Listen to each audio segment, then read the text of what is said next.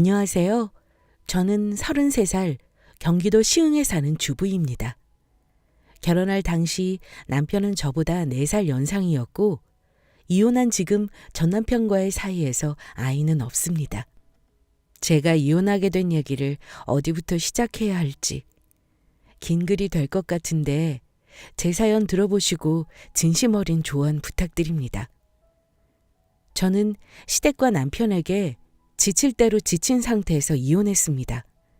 그나마 다행인 건 결혼 전부터 다니던 직장을 그만두지 않고 계속 일을 했다는 거예요.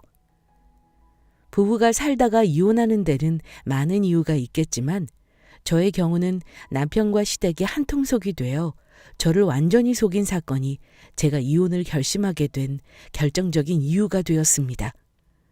사실 저도 결혼한 지는 2년이 채 되지 않아 이혼했습니다.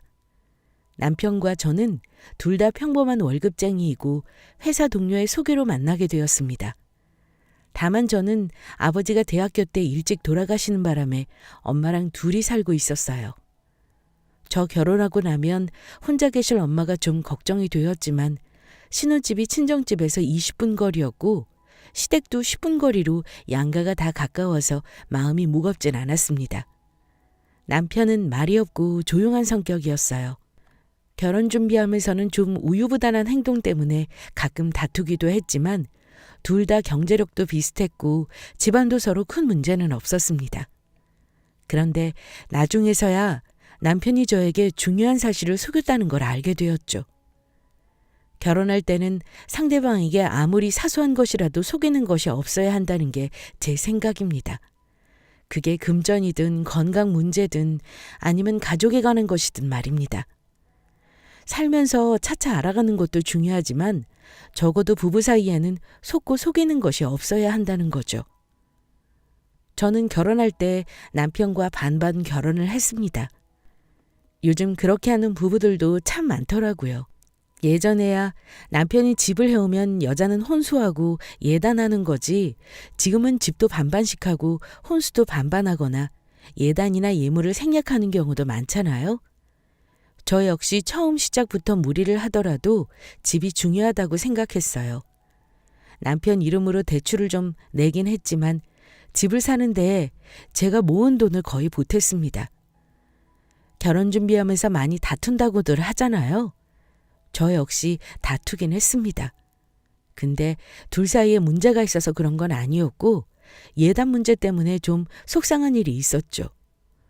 저는 집 사는데 제 돈을 거의 다 보탰기 때문에 혼수랑 예단하는 예산이 딱 1,000에서 최대한 많이 해봐야 1,500 정도였거든요.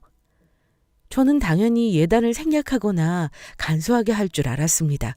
그런데 시어머니가 남편을 통해서 예단을 요구하시더라고요. 어머니가 그래도 처다들 장가 보내는데 친척들한테 옷 한 벌씩은 해드려야 한다고 기본은 해야 하지 않겠냐 그러시네. 한 1,000만 원 정도 생각하시는 것 같은데 해드리고 끝내자. 오빠, 우리 집에서 신혼집 사는데 2억 보태주셨잖아. 그리고 지금 1,500 예산에서 1,000만 원을 예단으로 하는 건 무리야. 안 돌려받는 걸로 하고 500으로 드리겠다고 잘 말씀드려봐. 솔직히 어머니가 예단을 요구하셨다는 거 속상했습니다. 어차피 서로 넉넉하지 않게 대출까지 끼고 하는 거 뻔히 아시는데 간소하게 하지는 못할 망정 1,000만 원씩 요구하시는 게 좀 그랬어요. 그랬더니 남편이 그 후에 어머니한테 뭐라고 한 건지 그 후로 시어머니가 제가 하는 것마다 못마땅해 하시고 불만이셨어요.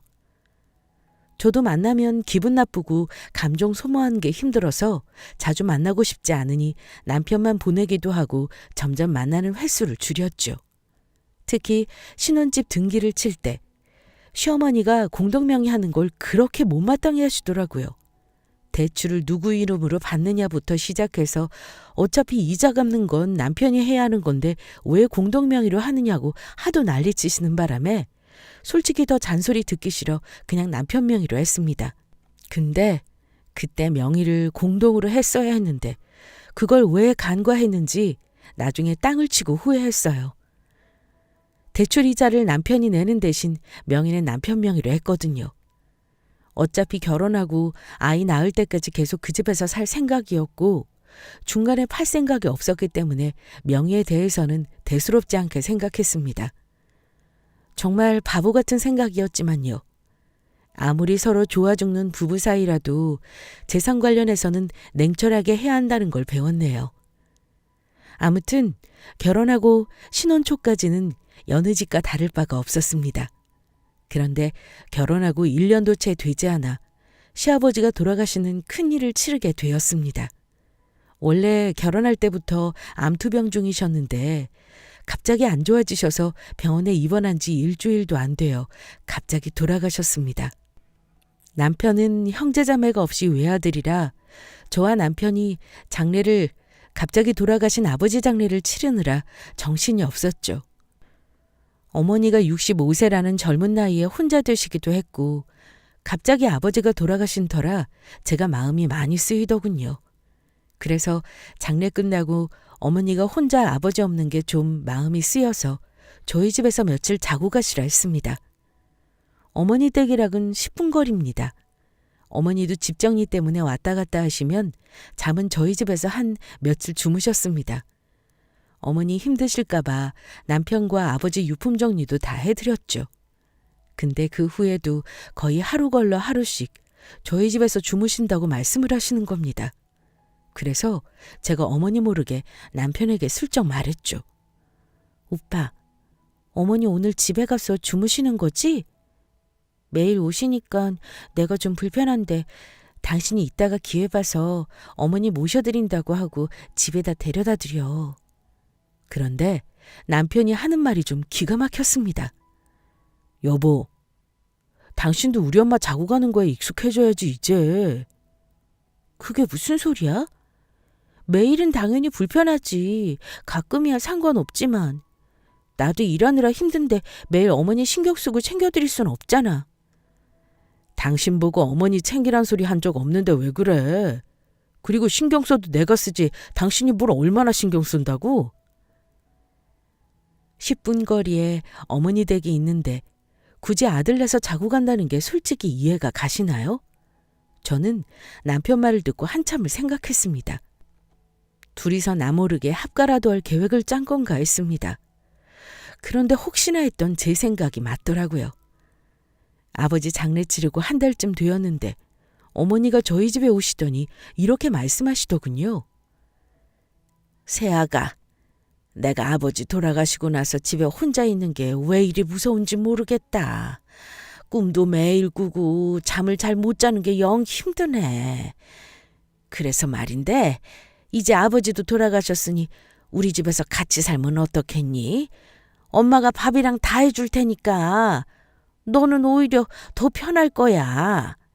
어차피 둘 다 직장도 다녀야 하고 나중에 아기 낳으면 엄마가 봐줄 수도 있잖니. 네 신랑한테는 내가 말은 해놨어. 둘이 얘기해보고 언제쯤 들어올 건지 날짜 좀 맞춰봐라. 저는 솔직히 너무 당황스러웠습니다. 아직 어머니가 젊으신 편이고 혼자 살림이고 청소고 다 하실 수 있는데 굳이 같이 살긴 싫었어요. 게다가 신혼이었는데 어머니랑 같이 사는 게 당연히 불편했죠. 네? 어머니, 그건 제가 좀 생각을 해볼게요. 저 혼자 결정할 건 아닌 것 같아서요. 남편이랑 상의해보고 말씀드려도 될까요? 상의해본다고? 그럼 내가 마음이 좀 진정될 때까지만이라도 같이 사는 건 어떻겠니? 신랑이랑 의논해봐. 남편에게 말해서 되도록 같이 안 사는 쪽으로 결론 지을 생각이었어요. 남편도 자주 찾아뵈는 건 몰라도 같이 사는 건 안 좋아할 거라 생각했죠. 그런데 남편의 생각은 저랑 다르더라고요. 여보, 당신만 괜찮으면 우리 집 팔고 어머니 모시고 같이 살면 안 될까? 당신 힘 안 들게. 내가 잘할게. 엄마가 혼자 계시는 게 아무래도 신경 쓰여. 그리고 어차피 생활비 드리는 거 같이 살면 절약도 많이 될 테고. 당신만 괜찮다고 하면 나는 같이 사는 게 좋을 것 같은데. 싫어. 우리 지금 결혼한 지 1년도 안 된 거 알아? 다른 집에 좀 물어봐. 어느 며느리가 젊은 시어머니 신혼 때 모시는 걸 좋다 그러겠어? 어머니가 지금 나이가 많으신 것도 아니고 어디가 아프신 것도 아닌데 가까이 사는 것만 해도 충분하지 왜 굳이 모시려고 하는데? 우리 신혼인데 잠자리 할 때도 신경 쓰이고 팬티바람으로 돌아다닐 수도 없고 주말에 쉬지도 못할 거 아니야. 난 싫어. 저는 남편 말에 완강히 반대했습니다. 남편은 제가 순순히 자기 뜻에 따를 줄 알았는데 펄쩍 뛰며 반대를 하니 놀란 눈치더라고요.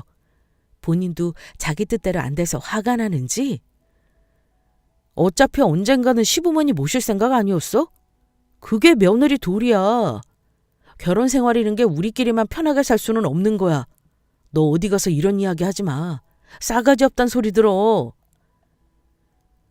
저는 남편 말에 갑자기 열이 확 받더군요.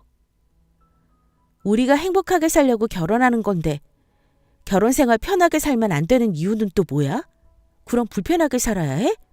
그럼 애초부터 당신 부모님 모시고 살 여자를 구할 것이지 왜 나랑 결혼한 거야? 나한테는 그런 말 없었잖아. 정 그럴 거면 우리 엄마도 같이 모셔. 우리 엄마도 혼자 계시는데 당신 같이 살자는 소리는 안 하잖아. 우리 엄마를 같이 모실 거 아니면 그런 소리 하지 말자는 말에 남편은 한참을 생각하더니 저한테 말하더군요. 그럼 엄마가 아버지 돌아가셔서 심적으로 힘드신 거 좀 극복할 때까지만이라도 같이 사는 건 어때? 한두 달 정도면 괜찮을 것 같은데 그 이상은 나도 같이 살자고 얘기 안 할게. 그래. 일단 한 달만 같이 사는 걸로 해. 그 이상은 나도 힘들 것 같아. 우리는 한 달 정도 합가해서 어머니와 사는 걸로 합의를 봤습니다. 처음에 모시고 사는 거에서 한 달만 같이 사는 걸로 합의를 봤으니 나름 합리적으로 합의를 본 거라 생각했고 같이 사는 것도 아니니 조금만 참자는 생각이었죠. 당분간이지만 어머니와 같이 지내는 것이 결정났으니 친정 엄마한테도 말씀을 드렸습니다. 그런데 엄마가 저한테 그러시는 겁니다. 아무리 그래도 시댁은 시댁인데 100평짜리 집에서 살더라도 시부모하고 사는 게 쉽지는 않을 거야. 짧은 기간이라 다행이다만 혹여 네 시엄마가 같이 살자는 소리 할까 봐 엄마는 그게 걱정이야. 엄마, 너무 걱정 마요. 박서방이 그건 맘대로 결정 못해.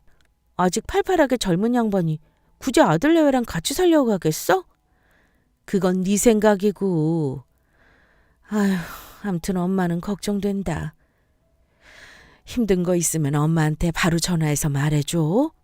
알겠지? 엄마의 걱정을 뒤로하고 우리 부부는 간단히 짐을 챙겨 어머니 댁 작은 방에 짐을 풀게 되었습니다. 그런데 어머니와 같이 사는 게 생각보다 쉽지 않았습니다.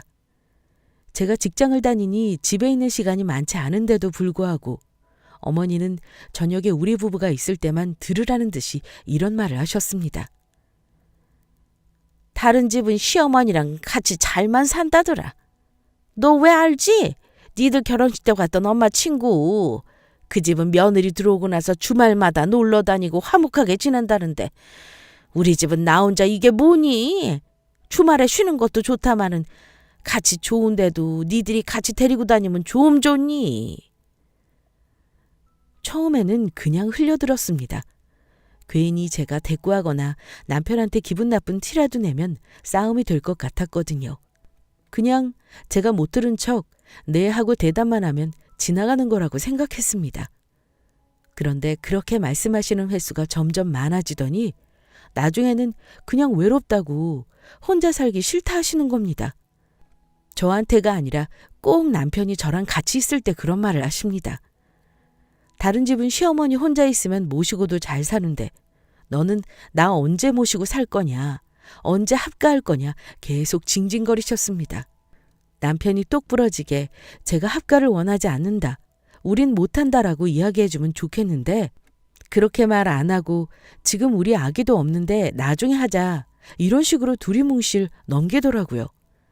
남편의 입장은 어머니가 자기 장가가고 얼마 안 돼서 아버지가 돌아가시는 바람에 너무 외로워하고 우울증에 걸린 것 같아 모질게 얘기를 못하겠다고 합니다. 하지만 저도 어머니 때문에 우울증이 올 것 같았습니다. 자꾸 합가 얘기하고 다른 집하고 비교하면서 성질을 내는데 저도 어머니 댁에 있는 게 정말 가시방석이었습니다. 자식된 도리로 자식 입장에서 혼자 지내시는 어머니가 마음에 걸리고 신경 쓰이고 걱정되는 거 당연한 거라고 생각합니다. 그런데 저는 부모 자식 간에도 선은 지켜줘야 한다고 생각합니다. 이제 어머니 아들은 제 남편이고 나중에는 우리 아이의 아빠가 되고 저와 결혼하는 그 순간 새로운 가정을 꾸려 가장이 된 몸이기 때문입니다. 그래서 저는 가까운 곳에 사시는 어머니 댁에 최대한 자주 들르는 거, 여기까지가 결혼한 아들이 어머니에게 해드릴 수 있는 최선이라고 생각하는데 어머니와 남편은 제 생각과는 다른 것 같았습니다. 저도 어머니랑 같이 지내는 동안 잘해드리면 좋죠. 친엄마한테 하는 것처럼요. 근데 그거 아세요? 어머님은 저를 그렇게 좋아하시지 않으셔서 제가 아무리 잘해드려도 그다지 좋아하지 않으시는 것 같았습니다. 어머님이 원하시는 건 그저 아들을 옆에 두고 사시는 거였죠. 그런 모습을 볼 때마다 잘해드리고 싶다가도 마음이 멀리 도망가 버립니다. 제가 진심으로 잘 대해드리면 어머니도 저를 예뻐해 주실까 싶은 생각이 들다가도 내가 어머니를 어떻게 진심으로 좋아해야 할까 하는 마음이 들었습니다. 마음이 없는데 억지로 쥐어짜야 하는지 저는 정말 모르겠더라고요. 그렇게 마음이 힘든 채로 약속한 한 달이 되어가기만 간절히 바라고 있었는데 집에 가기 일주일이 남은 어느 날 정말 생각지도 못했던 일이 생겼습니다. 퇴근해서 집에 갔는데 웬 처음 보는 남자가 거실에 어머니랑 떡하니 앉아있는 겁니다. 처음에는 어머니를 찾아온 먼 친척이거나 손님인 줄만 알았어요. 그런데 어머니가 저에게 소개해줄 사람이 있다면서 옆에 불러 앉혀 말씀하시는 걸 듣고 정말 기절할 뻔했습니다. 예, 아가. 소개해줄 사람이 있다. 너한테는 기회 봐서 얘기하려고 했는데 아버지가 돌아가셨으니 이제 숨길 이유도 없을 것 같구나. 인사해라. 네 남편 형이야. 네? 어머니, 그게 무슨 말씀이신지. 저는 남편한테 형제가 있다는 소리는 못 들었는데요. 제가 놀라서 되묻자 어머니가 말씀하시기를 내 신랑은 친형이 아니고 내가 실은 네 시아버지가 재혼이야. 그 전에 첫 남편한테서 아들이 하나 있는데 그게 여기 있는 네 아주버님이다. 아직 결혼도 안 했고 사는 게 영 시원찮아서 그동안 너한테는 불편할까 봐 얘기 안 하고 있었어. 연락은 계속하고 도와주고 지내긴 했다마는 이제는 너도 알아야 할 것 같아서 내가 집으로 오라고 했어. 너무 놀란 나머지 다른 말은 하지도 못하고 얼결에 인사만 하고 방으로 들어왔습니다. 얼마 후 남편이 들어왔는데 남편은 그동안 형이랑 연락을 하면서 지냈는지 반가워하더라고요. 일단 다 같이 저녁을 먹고 남편과 둘이 있을 때 물었습니다. 오빠, 나한테 형 있다는 말 안 했잖아. 너무 황당하다. 어머니가 재혼이라는 것도 나 처음 들어. 그건 그렇다 쳐도 이복 형제가 있었으면 당연히 나한테 말했어야 하는 거 아니야? 아, 그건 어머니가 당분간은 말하지 말라 그래서 말 못한 거야. 언젠가는 기회 봐서 말하려고 했고 일부러 속일 생각은 없었어. 정말이야. 당분간 어머니가 같이 지내자고 하니까 그동안 당신이 잘 좀 챙겨두려. 저는 몰랐던 남편 형제를 알게 된 것도 당황스러웠지만 더 걱정되는 건 아주버님이라는 사람의 지금 행태였습니다. 딱 봐도 정갈하지 못한 지저분한 외모에 술을 많이 마셔서 그런가 눈빛도 좀 이상했습니다. 내가 잘 챙기고 말고가 중요한 게 아니라 당신 형, 그러니까 아주버님 말이야. 지금 뭐 하시는 분이야? 아까 보니 당신이랑 술 마실 때 장난하게 많이 먹던데 건강도 별로 안 좋아 보이는 것 같고. 이 집에서 계속 살려고 오신 거 아니지? 오빠, 그냥 우리 집으로 가면 안 될까? 어차피 당신 형이 어머니랑 같이 있는 거면 우리가 계속 있을 필요 없잖아. 저는 남편에게 이제 집으로 돌아가자고 얘기했습니다. 아, 그게 당분간만 좀 같이 지낼 생각이야. 어머니가 당분간 가족끼리 잘 지내고 싶다고 하셔. 우리 어차피 금방 나갈 거잖아. 기왕에 참은 거 그때까지 조금만 더 참아줘, 여보. 그 집에 남편 형까지 같이 지낼 생각을 하니 숨이 턱 막혔습니다. 당장이라도 짐 싸서 돌아가고 싶었죠. 오빠, 시댁에서 지내는 것도 싫은데 갑자기 아주버님이 하늘에서 뚝 떨어졌다고 생각해봐. 내 입장에서는 지금 너무 황당해. 그리고 그동안 당신 가족들은 나한테 당신 형 있다는 것도 속인 거잖아. 왜 그렇게 해야만 했어? 미안하다. 실은 돌아가신 아버지가 지금 형 만나는 거 별로 안 좋아했어. 어머니가 그전에 결혼했던 식구들하고 연락하는 걸 극도로 싫어하셨거든. 그래서 엄마도 형을 몰래 만날 수밖에 없었대. 나도 어릴 때 엄마랑 가끔 형을 만나는 게 전부였고. 그래도 나한테는 하나뿐인 형이잖아. 당신한테는 정말 미안해. 남편이 이렇게까지 얘기하니 어쩌겠습니까? 이왕에 이렇게 벌어진 일 이해해 보려고 노력했습니다. 그리고 일주일 정도만 있으면 집으로 돌아갈 생각에 그때까지만 어떻게든 버텨보려고 했고요. 아주버님은 마땅한 직장도 없는지 평일에 출근도 안 하더군요. 그리고 성격이 남편과는 달리 괄괄한 성격이셨습니다. 처음 본 저한테도 재수씨 하면서 저녁 때 퇴근할 때 뭐 좀 사달라는 식으로 거리낌 없이 말을 하더군요. 남편보다 5살이나 많은데 하는 짓은 더 어려 보였습니다.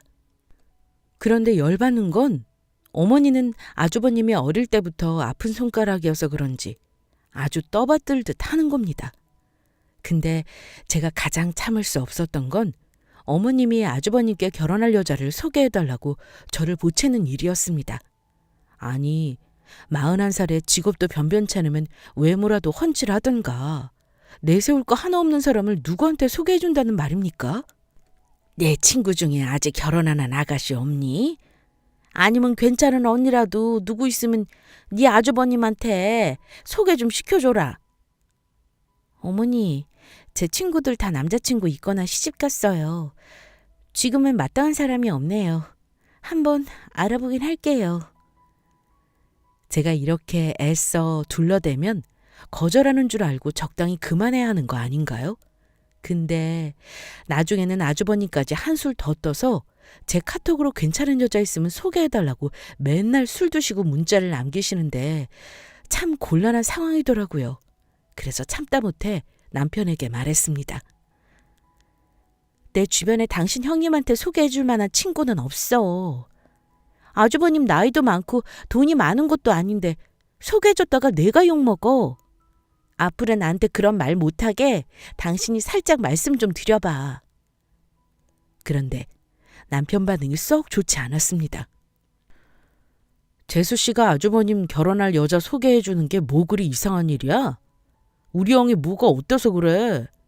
지금 일 잠깐 쉬고 있는 거지 원래 장비 쪽 기술이 있어서 돈 버는 건 문제 없어. 당신 그렇게 말하니까 은근 기분 나쁘네.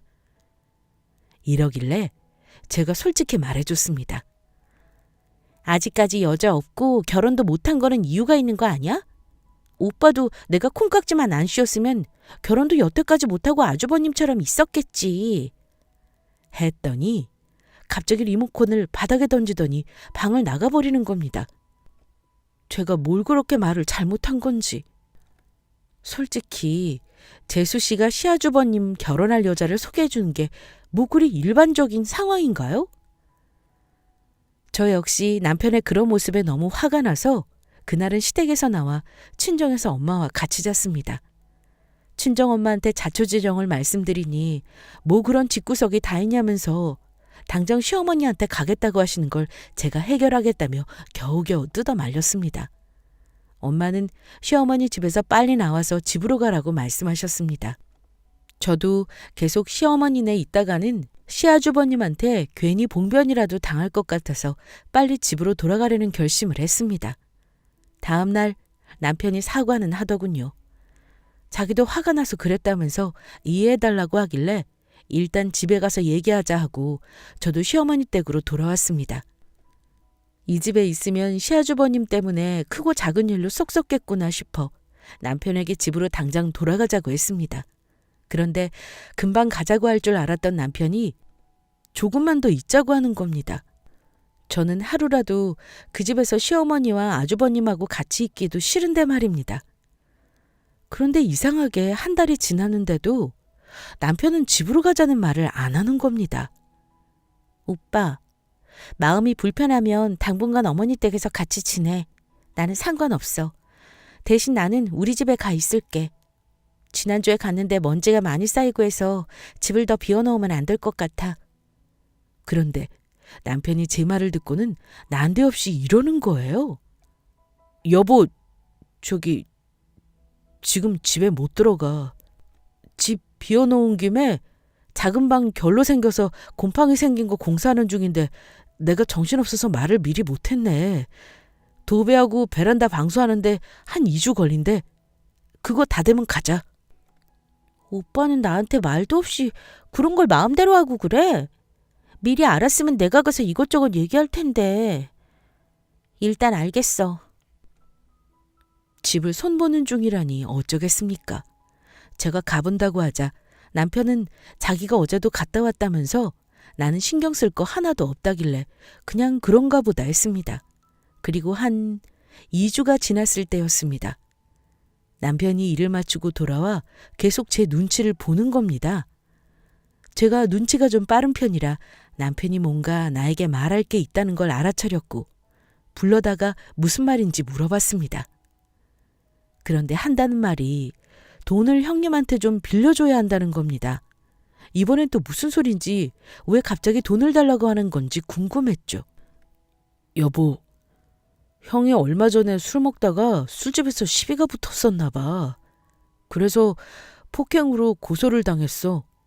합의 비용하고 기물 파산한 거 우리가 물어줘야 하는데 형이 지금 당장 돈이 없어. 저는 여기서부터 일단 기가 막히고 머리 꼭대기까지 화가 치솟았지만 이왕 벌어진 일 수습은 해야 있기에 물어봤죠. 그래서?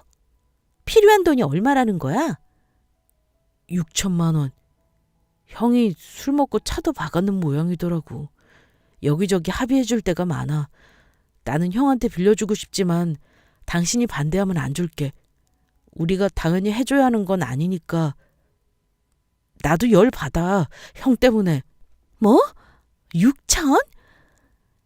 당신 알다시피 우리가 그런 큰 돈을 당장 어떻게 마련해? 어머니한테는 말씀드려봤어? 그걸 왜 우리가 해줘야 하는 건데?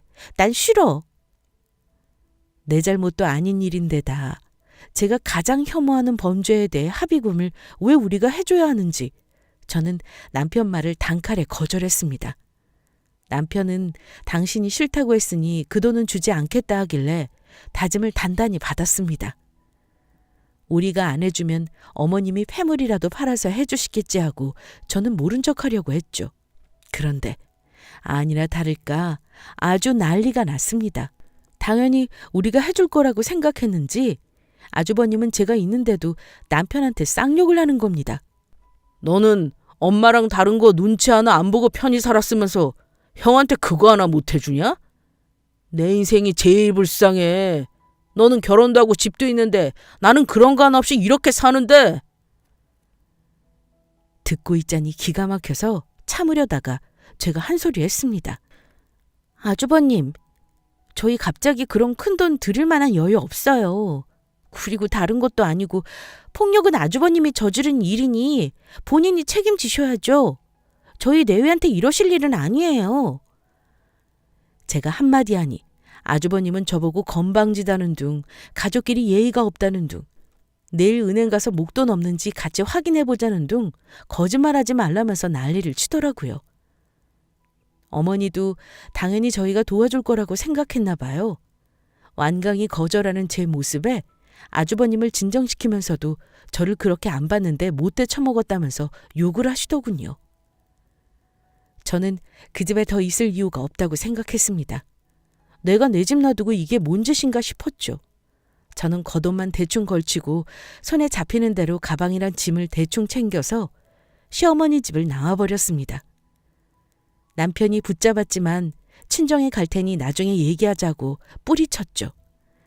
친정에 갈까 했지만 엄마한테 걱정을 또 끼쳐드리고 싶지가 않았어요. 그래서 그냥 집으로 향했습니다. 다시는 시어머니 집에 발길을 안 하겠다는 결심을 하면서요. 그리고 오랜만에 집에 도착해서 비번을 누르고 집에 들어가려는데 문이 안 열리는 겁니다. 여러 번 비밀번호를 틀려서 이상하다, 남편이 비밀번호를 바꿨나 하고 잠시 고민하고 있는데 갑자기 제 집 현관문이 벌컥 열리는 거예요. 안에서 웬 아저씨가 "거 누구요?" 하는 소리와 함께 말입니다. 저는 너무 놀라서 그 자리에 그대로 주저앉았습니다. "어머, 죄송합니다. 여기가 우리 집인 줄 알고 제가 실수했나 봐요." 저는 실수로 충수를 잘못 찾아온 줄 알고 발길을 돌리려 했습니다. 그런데 옆집 호수가 502호가 맞는 거예요. 저희 집은 503호였고 제가 충수를 잘못 찾아온 것도 아니었어요. 문 닫고 들어가려는 아저씨에게 "잠깐만요." 라고 소리치고는 "여기가 503호 맞나요?" 라고 물었습니다. "아저씨, 219동 503호 제가 살던 집이 맞는데 아저씨 누구시죠?" 제가 문을 붙잡고 놀란 얼굴로 묻자 아저씨는 깜짝 놀란 눈으로 "우리가 이사를 지난주에 들어왔는데 뭔 소리요?" 하는 겁니다. 대체 이게 무슨 상황인 건지 머릿속이 갑자기 하얘지더니 아무 생각이 안 나더라고요. 그러니까 그 집은 제가 살던 집인데 지금 이분이 이사 온 지 일주일이 되었다고 하는 거였습니다. 그래서 집을 매매하신 거냐 물었더니 자기는 박기철이라는 사람과 매매 계약을 했고 지난주 수요일에 이사를 들어왔다고 대답을 하는 겁니다. 박기철은 제 남편 이름이 맞고요. 남편이 그럼 나 몰래 집을 팔았다는 거였는데 저는 그 상황이 도저히 믿기지가 않았습니다. 아니, 그게 대체 무슨... 저 실례하지만 제가 그 박기철이라는 사람 와이프예요. 남편이 저한테 말도 없이 집을 판 것 같은데 혹시 매매 계약서를 볼 수 있을까요? 너무 화가 나서 손이 벌벌 떨리더군요. 도저히 못 믿겠으니 매매 계약서를 보여달라 했고 아저씨가 당황해하면서 집 안으로 들어가시더니 곧 계약서를 가지고 나와 제 눈앞에서 보여주셨습니다. 원, 이런 경우가 있나? 대개 남편이 안사람한테 말도 없이 집을 팔았다는 거예요? 아이고, 저런. 집이 남편 단독명이라 당연히 아무 문제 없을 줄 알았는데 나도 놀랐네요. 무슨 사정인지 자세히는 모르겠지만 그냥 넘어가지 말아요, 새댁. 보통 일이 아니네요. 아무튼 잘 해결되길 바랍니다. 저는 한동안 우리 집이었던 그 집 앞에서 멍하니 서 있었습니다. 하지만 잠시 후에는 내가 속아도 단단히 속았구나라는 생각이 들며 남편과 시댁에게 오만정이 떨어지고 그 집과 인연을 끊어야겠다는 생각만 머릿속에 가득 찼습니다. 저는 남편에게 전화해서 집을 나 몰래 팔았냐며 고래고래 소리를 질렀습니다. 남편이 일단 만나서 얘기하자길래 저는 당신의 집으로 들어가기 싫으니 밖으로 나오라고 얘기했죠. 남편을 만나니 머리를 쥐어뜯어버리고 싶었어요. 배신감에 눈물이 하염없이 흘렀습니다. 나한테 말도 안 하고 집 팔아버린 거 이것도 내가 이해해야 하는 거야? 집에 가자니까 차일피일 미룬 게 이것 때문이었어? 나 몰래 집 팔려고 그런 거냐고.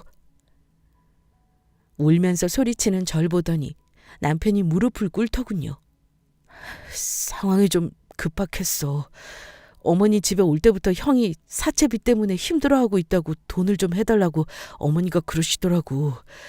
이자가 말도 못하게 불어나는데 일단 급한 불은 꺼야 할 것 같아서 집을 급하게 팔았어. 나중에 더 설명하려고 했어. 어차피 지금 어머니가 사시는 집도 우리 거 될 거잖아. 그거 생각하고 당신이 좀 이해해주면 안 될까? 우리 형은 나처럼 하고 싶은 거 하면서 못 컸어. 나는 형 도와주고 싶어.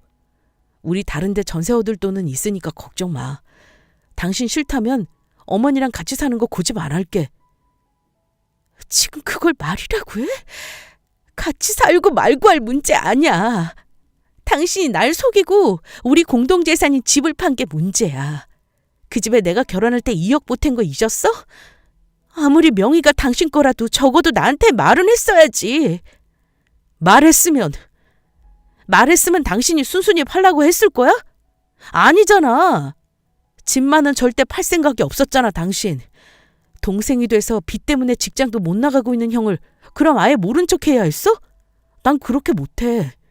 그리고 형도 일하면서 갚는다고 했고 그깟 집은 당신이랑 나랑 둘이 벌어서 또 금방 사면 되는 거잖아. 집을 살 수 있다고? 그 집 1년 전보다 얼마나 올랐는지 몰라? 다른 데도 집값 다 올랐고 그만큼 대출 깨서 사야 하는 건데 또 어떻게 무슨 수로 집을 사냐고. 당신 솔직히 말해. 당신 형 얼마 갚아주고 돈 얼마 남았어? 거짓말하지 말고 말해. 나는 이미 당신하고 같이 살 생각 없어. 내가 보탠 돈 받아서 이혼할 거니까 내 돈 무조건 마련해놔. 남편은 우리 신혼살림까지 전부 창고에 보관해 놓은 채 치밀하게 저를 속였던 거였습니다. 이혼한다고 펄펄 뛰는 저를 붙잡고 남편이 미안하다고 하는데도 하나도 진심이 느껴지지 않았습니다. 그저 그 상황을 모면하려는 행동에 더 화가 날 뿐이었죠. 더 이상 그 집 시모와 남편과는 얘기하고 싶지 않았습니다. 저는 곧장 친정으로 가서 이 사태를 엄마에게 다 말하고 당장 이혼하겠다고 했습니다. 세상에, 박서방이 어쩜 그렇게 음흉하게 너를 속일 수가 있니? 내가 당장 네 시모 찾아가서 돈 내놓으라고 할 거니까 엄마만 믿어. 저는 옷도 제대로 안 입고 집을 나가려는 엄마를 일단 말렸습니다. 엄마, 소용없어. 이미 그 사람들 호주머니로 돈 다 들어갔고 소송해서 법적으로 하는 수밖에 없어. 아휴, 뭐 그런 썩을 집구석이 다 있니? 내가 처음에 예단 문제 있을 때부터 그냥 결혼을 파토냈어야 하는 건데. 아이고, 이 일을 어쩌니. 엄마는 분하고 속상해하시면서 며칠을 잠을 못 이루셨습니다.